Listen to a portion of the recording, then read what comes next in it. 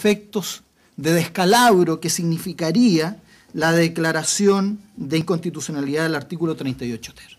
Y se han asumido consecuencias superlativas respecto de esa dificultad. Y es evidente que nos encontramos simplemente frente a un control abstracto de constitucionalidad. Y el control abstracto tiene que hacer abstracción de la lógica de aplicación de sus efectos. Y claramente está fuera de las competencias del tribunal el hacer una apreciación sobre consecuencias políticas, sociales, económicas, legislativas de este caso. Y los casos de igualdad en Chile son casos de enorme sensibilidad. Y yo quiero quizás apelar a casos comparados de cuestiones de igualdad que otros tribunales constitucionales, otras Cortes Supremas han enfrentado con consecuencias muy complejas. Y nosotros ejemplificamos con el caso Brown versus Board of Education en Estados Unidos. Un caso de evidente segregación racial, donde está en juego la igualdad y donde evidentemente las consecuencias políticas, sociales, alentaban el fuego racista y nuevamente amenazaban la estructura constitucional americana. Y resulta que en ese contexto, donde era clarísima las implicancias de ese fallo, ¿cuál fue el criterio de la Corte para avanzar en ese caso? El criterio fue decir, aquí nos encontramos frente al inicio de un proceso. Nosotros con este fallo iniciamos una transición social y dieron un paso en el sentido correcto, abstrayéndose de las consecuencias. Y aquí en realidad, como diría el maestro Bobbio, lo que nos encontramos es que aquí no es un dilema de un problema de una norma mal resuelta y entender que esto es un dilema de la tabla de factores de riesgo. Aquí hay un problema del ordenamiento. Y el problema del ordenamiento son que se incumplen principios de igualdad de trato, dignidad humana y libertad de elegir.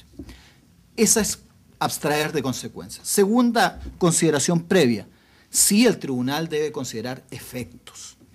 ¿Qué efectos nos parece que son complejos de determinar? ¿Qué pasaría si el Tribunal Constitucional declarase la constitucionalidad de este artículo? Al declarar la constitucionalidad, lo que está haciendo es reconociendo la autorización para proceder a la renuncia de derechos fundamentales por vía contractual. Con ello se produciría una limitación fáctica de derechos fundamentales. Y aquí el propio excelentísimo tribunal, en un fallo Roll 1287 de septiembre del 2009, estableció los elementos de derecho público que son propios en el contrato de salud y que están incorporados como cláusulas indisponibles y cláusulas respecto a las cuales no hay posibilidad de renuncia. Ahora bien, la doctrina distingue entre una renuncia general a un derecho en donde claramente los derechos fundamentales son irrenunciables respecto de la perspectiva de una renuncia particular a un derecho en el ámbito de un ejercicio de libertad. En el ámbito de una renuncia particular no hay un examen doctrinario, pero algunos autores plantean que para que se proceda a una renuncia particular, a lo menos deben generarse una serie de efectos. Y dentro de los efectos habría que evitar dos. Primero, que esa renuncia generase un beneficio al Estado o una carga al Estado. Y segundo, que esa renuncia fuera revocable. Pues bien, en ninguno de los dos casos nos encontramos frente a una posibilidad. Aquí no hay ninguna posibilidad de generar una revocación a una renuncia, puesto que son contratos de adhesión. Y, por ende, queremos hacer una apreciación previa respecto de los efectos jurídicos que significaría la constitucionalidad, porque abre un espacio muy complejo de reconocimiento, de renuncia de derechos fundamentales por la vía contractual. Voy a los tres afirmaciones sobre declaraciones de inconstitucionalidad. Primera afirmación de declaración de inconstitucionalidad. En este caso, nos encontramos frente a una violación del principio de reserva legal del artículo 19, número 2. La tesis que explicaremos es que el artículo 38 ter no cumple con el estándar constitucional que este excelentísimo tribunal ha estimado debe ser el principio de reserva legal en materia de desarrollo de derechos fundamentales. Esta posición la planteamos además como profesores que adscribimos a la tesis de la teoría relativa de reserva de los derechos fundamentales. Sin embargo, hay que recordar que este propio tribunal, en el rol 254, reconoció la existencia de varias reservas legales y no solo una. Y en esa lógica, a lo menos desde el punto de vista doctrinario, asociado al artículo 19, número 26, uno puede distinguir 4 tipos de reservas legales en la Constitución.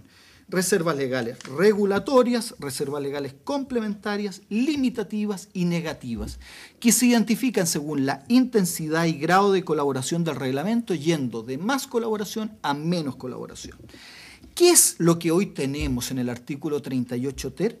Pues bien, tenemos una tabla que le entrega a instrucciones de general aplicación de la superintendencia. Esta normativa administrativa es la que debe precisar el grupo de referencia que resulte identificado de un conjunto de factores dentro de los cuales está la edad, sexo y la condición de cotizante o carga. Por ende, es una previa habilitación de reserva legal. Ahora, examinémosla un poco más profundamente. Aquí lo que tenemos son 3 elementos que determinan el precio final del plan. La relación de cotizante o carga, edad o sexo. Y son 3, no 2. ¿Y por qué se excluye uno de los elementos? Porque lo que hace el artículo 38 ter es hacer una apreciación por parte del legislador bastante razonable y proporcional de la determinación de un precio. Porque dice que el valor de la carga no puede ser superior al del cotizante. Y es una relación